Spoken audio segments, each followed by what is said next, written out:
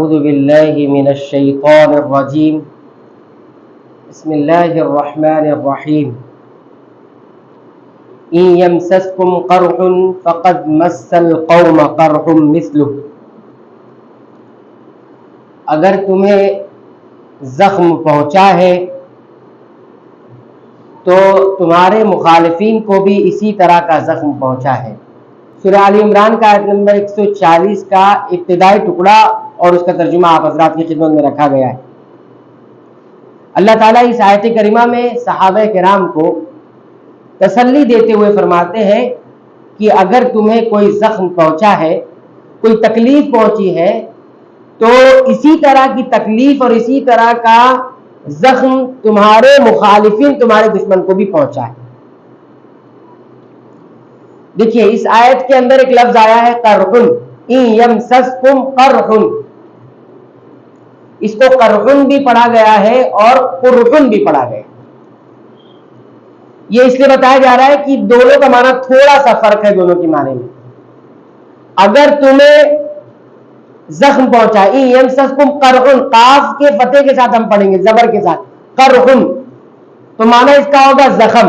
اگر تمہیں زخم پہنچا ہے، صحابہ کرام سے کہا جا رہا ہے، اور اگر ہم اسے قاف کے پیش کے ساتھ پڑھیں گے، حالانکہ پڑھنا صحیح کیا ہے؟ قرح، یہ متفق علیہ، قرح کسی قرات کے اندر بھی موجود ہے، قرح بھی، تو قاف کے پیش کے ساتھ پڑھیں گے ان یمسسکم قرح، تو قرح کا معنی ہوتا ہے زخم سے ملنے والی تکلیف، زخم سے ملنے والی تکلیف۔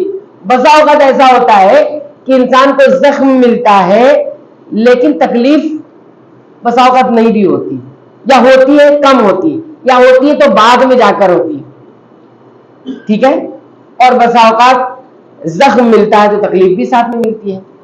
تو یہ دو فرق ہے، لیکن پڑھنا ہمیں کیا ہے؟ قرح، کیونکہ یہی مصحف کے اندر، قرآن حکیم کے اندر موجود ہے۔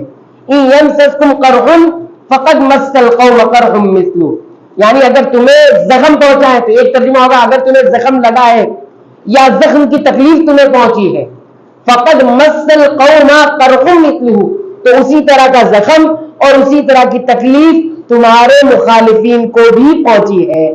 سبحان اللہ، کتنی زیادہ اس میں تسلی ہے۔ اللہ تعالیٰ خود صحابہ کرام سے کہہ رہے ہیں کہ غم کرنے کی ضرورت نہیں ہے۔ اب یہاں پر یہ سمجھیے، ہم اور آپ کو کوئی تکلیف پہنچتی ہے، کوئی زخم پہنچتا ہے، کوئی پریشانی آتی ہے، ہم غمزدہ ہو جاتے ہیں، تکلیف محسوس کرتے ہیں، ہمیں کوئی تسلی دینے آتا ہے، اور ہم تسلی جب کب پکڑ لیتے ہیں، اس سے تسلی ہمیں کب ہوتی ہے؟ کہنے والا جس انداز کا ہوگا، کہنے والی تسلی دینے والی شخصیت جس انداز کی ہوگی، اسی انداز سے ہم تسلی حاصل کر لیتے ہیں۔ کوئی معمولی سا انسان ہمیں آ کے تسلی دے گا تو ہمیں اتنی تسلی نہیں ہوگی، ہاں، اور شخصیت بڑی ہے اور ہم کو آ کے تسلی دے گی تو تسلی ملے گی، ہاں، اور کوئی اپنا چاہنے والا ہم کو تسلی دے گا تو اور تسلی ہو جائے۔ یہاں پر دیکھیے کتنی بڑی روحانیت ہے اس آیت کریمہ میں، کہ تمہیں تکلیف پہنچی ہے تو تم سے پہلے بھی، یعنی تمہارے مخالفین دشمن کو بھی تکلیف پہنچی ہے، یہ تسلی دینے والا کون ہے؟ رب العالمین۔ کتنے بڑی روحانیت ہے، یہ ایمان والوں سے خطاب کیا۔ اب یہاں پر ایک سائیکولوجی سمجھیے، نفسیات سمجھیے، یہاں پر مومنوں کو بھی تسلی، خاص طور صحابہ کرام ہے، اور یہ آیت آج بھی موجود ہے۔ تو جب مسلمانوں کو، ایمان والوں کو کوئی تکلیف، زخم کسی بھی قسم کا ہو اور کسی قسم کی تکلیف، الم پہنچے گی، تو ایسی تکلیف دشمن کو بھی پہنچتی ہے۔ تو بتایا جا رہا ہے کہ علم نفسیات میں یہ چیز ہے کہ جب انسان کو یہ معلوم ہو جائے کہ جو کچھ مجھے حاصل ہوا ہے، مجھے مل گیا ہے، چاہے تکلیف ہو، کچھ بھی ہو، مصیبت، یہی مصیبت دشمن کو بھی بالکل پہنچا ہوا ہے، تو اس کی مصیبت ہلکی ہوگی کہ نہیں ہلکی ہوگی؟ انسان کو جب یہ معلوم ہوتا ہے کہ جو مجھے پہنچا ہے، دو لوگوں کے آپس میں ٹکراؤ ہوا، ایک تو ایک تکلیف ہوئی، مجھے بہت تکلیف پہنچی، بہت زخم ہوا، بہت نقصان ہوا، اس کو بتا دیا جائے کہ تمہیں جتنا نقصان ہوا اس سے زیادہ نقصان تو تمہارے دشمن کو ہوا ہے، تو وہ تکلیف ہلکی ہو جائے، وہ مصیبت اس کو مصیبت پھر نہیں لگتی ہے۔ اب دیکھیے لڑائی ہوتی ہے آپس میں، تو کیا کہتا ہے انسان؟ تسلی دینے کے لیے اپنے آپ کو. لڑائی ہوئی, جھگڑا ہوا, مارا تو میں بھی, مار تو بہت کھایا ہوں لیکن مارا بھی ہوں میں اچھے سے مارا بھی ہوں, یعنی یاد رکھے گا وہ بھی. تو اپنے آپ کو تسلی کس بات سے دے رہا ہے؟ اس بات سے دے رہا ہے کہ ہم کو نقصان تو پہنچا لیکن ہم نے بھی نقصان پہنچایا ہے, تو اپنا نقصان ہلکا لگ رہا ہے اسے. کیوں ہلکا لگ رہا ہے؟ کیونکہ میں نے بھی نقصان پہنچایا ہے. یہ ہے نفسیات, سائیکولوجی. اللہ رب العالمین کی آیت کریمہ وہی سائیکولوجی, ایمان والوں کو سائیکولوجی دے رہے ہیں کہ تمہیں اگر تکلیف پہنچی ہے تو تم نے اچھا. اب اور آگے چلیے, اللہ تعالیٰ نے اتنا ہی نہیں بلکہ یہ بھی کہا ایک آیت میں سورہ زخرف آیت نمبر 39 میں, وَلَن يَنفَعَكُمُ الْيَوْمَ, تمہیں کبھی بھی آج کے دن نفع نہیں پہنچے گا, اس ظلم تو اگر تم نے ظلم کیا ہے, انکم فی العذاب مشترکون, کون بات تمہیں نفع نہیں پہنچائے گی کہ تم عذاب میں مشترک ہو, یعنی سارے ظلم کرنے والے عذاب ان کو مل جائے, سب پہنچ جائیں جہنم میں سزا میں. تو ایسا نہیں ہوگا کہ اتنے سارے لوگ عذاب میں آ گئے تو چلو تمہیں کچھ نفع مل جائے, کہ چلو اتنے سارے لوگ عذاب میں تھوڑا ہلکا پن ہو جائے. نہیں, یہ جو بتایا جا رہا ہے کہ عذاب میں تمہیں جو ہے سب کا ایک جگہ جمع ہو جانا, یہ بھی تمہیں نفع نہیں پہنچائے گا. تو اس ظلم میں نہیں رہنا, اتنی ساری دنیا, اتنے سارے گنہگار ہیں, تو پھر اللہ تعالیٰ سب کو تھوڑی ڈالیں گے, ہم تو بچ جائیں گے. بہت سارے لوگوں کا یہ بھی عقیدہ ہے کہ نماز نہیں پڑھتے اور دیگر نیکی نہیں کرتے, اور کیا کہتے ہیں معلوم ہے, نماز نہیں پڑھ لیا تو اتنے سارے لوگ نماز نہیں پڑھ رہے تھے, سب کو اللہ تعالیٰ جہنم میں ڈال دیں گے, سب کو ڈال دیں گے اللہ تعالیٰ جہنم میں, اتنے سارے لوگ کو تھوڑی ڈالیں گے, تو بچ جائیں گے. یہ شیطانی وسوسہ ہے, یہ گمراہ کن نظریہ ہے, عقیدہ ہے, گمراہ کن سوچ ہے. اللہ نے بتایا کہ آپ کو یہ کرنا ہے, تو نافرمانی ہو گئی تو اللہ کی مشیت میں آ گیا.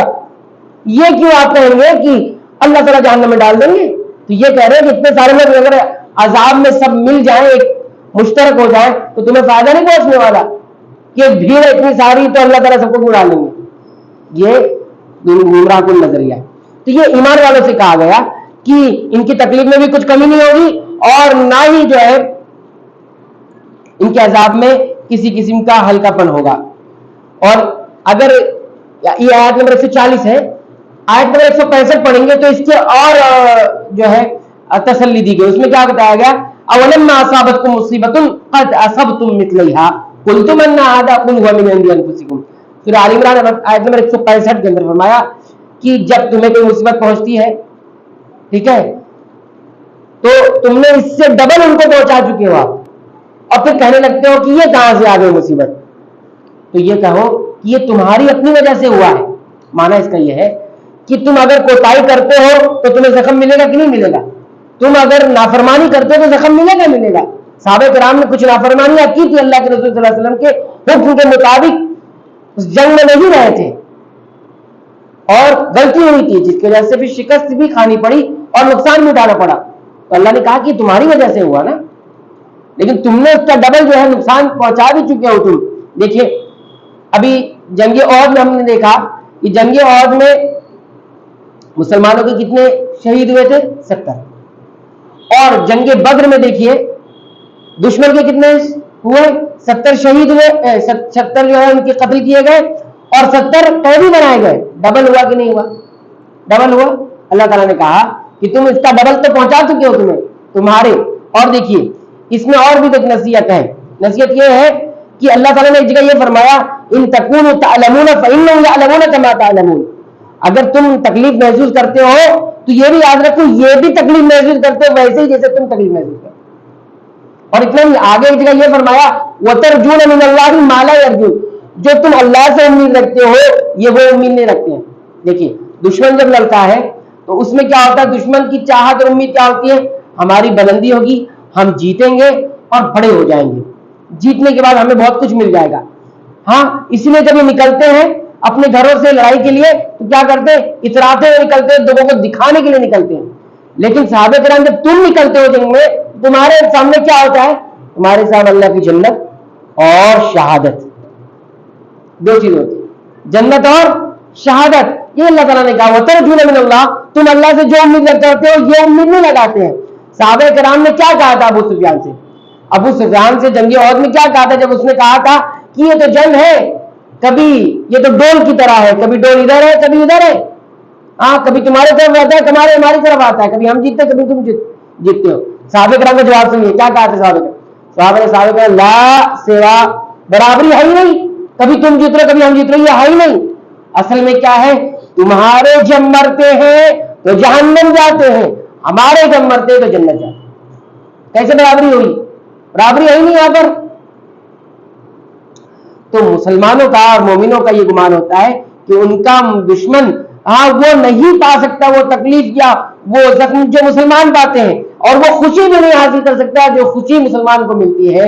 اور وہ کیا ہے کہ مسلمان کا اگر ایک قتل ہوتا ہے تو سب کے سب، یعنی جب دشمن کا ایک قتل ہوتا ہے، ایک مقتول مرتا ہے نا، تو سب کی سب کو تکلیف ہوتی ہے، سب کو تکلیف ہوتی ہے۔ اور مسلمان کا جب ایک مرتا ہے تو مسلمان کا صرف وہی تکلیف محسوس کرتا جو سب کو خوشی کس بات کی ہوتی ہے، یہ شہید ہوا ہے اور جنت جائے گا، یہ شہید ہوا ہے اور جنت جائے گا۔ برابر کیسے؟ ابو سفیان سے کہا کہ برابر کیسے؟ برابر ہی نہیں ہے یہاں پر۔ ہمارا مد نظر اللہ کی رضا، اس کی جنت اور شہادت ہے، تمہارا مد نظر کیا ہے؟ تمہاری نگاہ میں یہ دنیا کی بلندی ہے اور اس دنیا کی چاہت ہے۔ یہاں اللہ نہیں ہے، یہاں جنت نہیں ہے، یہاں رضا نہیں ہے، یہاں شہادت نہیں ہے، تو برابر نہیں ہو سکتا۔ یمسسکم قرح فقد مس القوم قرح مثلہ، یہ آیت کریمہ مسلمانوں کو، اہل ایمان کو ہمیشہ سامنے رکھنا چاہیے۔ ہمیں تسلی دینے والا ہمارا رب ہے، ہمارا خالق ہے، اور یہ جب ایمان پیدا ہوگا دنیا کی ساری مصیبتوں سے لڑ جائے گا، دنیا کے سارے غموں کو جھیل جائے گا جب یہ آیت سامنے یمسسکم قرح فقد مس القوم قرح مثلہ۔ اسی لیے صحابہ کرام کے بارے میں اہل علم کہتے ہیں کہ صحابہ کرام کا سب سے بڑا کارنامہ اگر جاننا چاہتے ہو نا کہ اس دنیا میں انہوں نے کیا حاصل کیا ہے، تو یہی سب سے بڑا کارنامہ ہے کہ انہوں نے اس سرزمین پر رہ کر، اس روئے زمین پر رہ کر اللہ کو پہچان گئے تھے۔ اللہ سب سے بڑی نعمت اس دنیا میں رہ کر اللہ کو پہچان جانا، اور اس نعمت کے بارے، اس نعمت معرفت الہی کے بعد پھر ان کو کوئی نعمت سجائی نہیں دیتی تھی، سب کچھ قربان کرنے کے لیے تیار رہتے۔ اور واقعات پڑھو تو ایسا لگتا ہے کہ ہم تو کہیں کسی کیٹیگری میں نہیں آتے، ہم کسی کونے میں بھی نہیں آ جاتے کہ کہیں ہم جا کے فٹ ہو جائیں، کہیں نہیں فٹ۔ تو معرفت الہی کا جو سفر ہے وہ چلتا رہتا ہے، جب تک ہماری جان میں جان ہے نا، تو اللہ کو پہچاننے کی کوشش کریں، پہچانتے رہیں، جتنا ممکن ہو سکے اتنا پہچانے، کیونکہ تسلی دینا والا وہ ہے، وہی تسلی دے رہا ہے۔